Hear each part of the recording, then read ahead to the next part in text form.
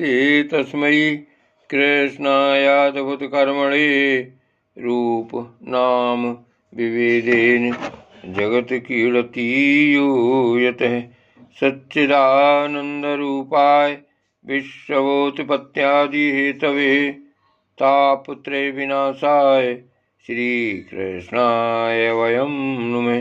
श्रीमद्भागवत महापुराण एकादश स्कंद अध्याय 28वां परमार्थ निरूपण।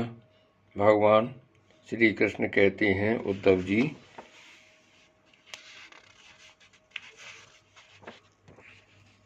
अद्वितीय आत्म तत्व में अर्थहीन नामों के द्वारा विविधता मान लेना ही मन का भ्रम है, अज्ञान है।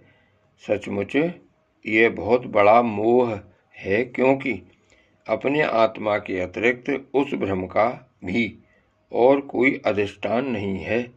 अधिष्ठान सत्ता में अध्यस्त की सत्ता है ही नहीं, इसलिए सब कुछ आत्मा ही है। बहुत से पंडित अभिमानी लोग ऐसा कहते हैं कि यह पांच भौतिक द्वैत विभिन्न नामों और रूपों के रूप में इंद्रियों के द्वारा ग्रहण किया जाता है, इसलिए सत्य है। परंतु यह तो अर्थहीन वाणी का आडंबर मात्र है, क्योंकि तत्वतः तो इंद्रियों की पृथक सत्ता ही सिद्ध नहीं होती। फिर वे किसी को प्रमाणित कैसे करेंगी? उद्धव जी, यदि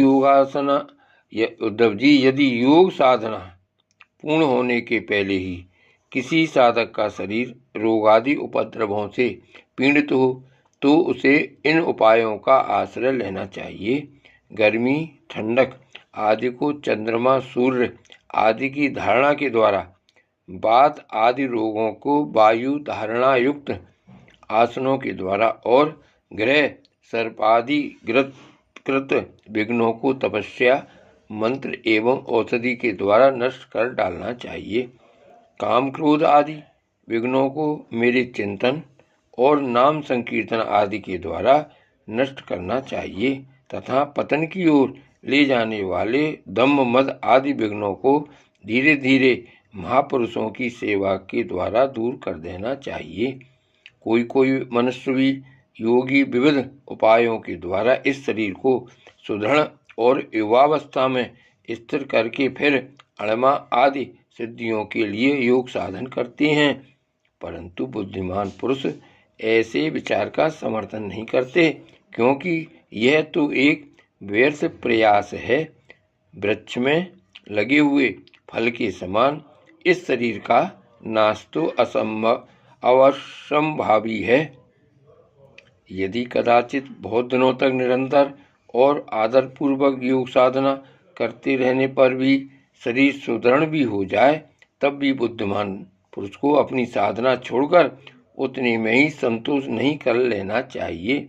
उसे तो सर्वदा मेरी प्राप्ति के लिए ही संलग्न रहना चाहिए।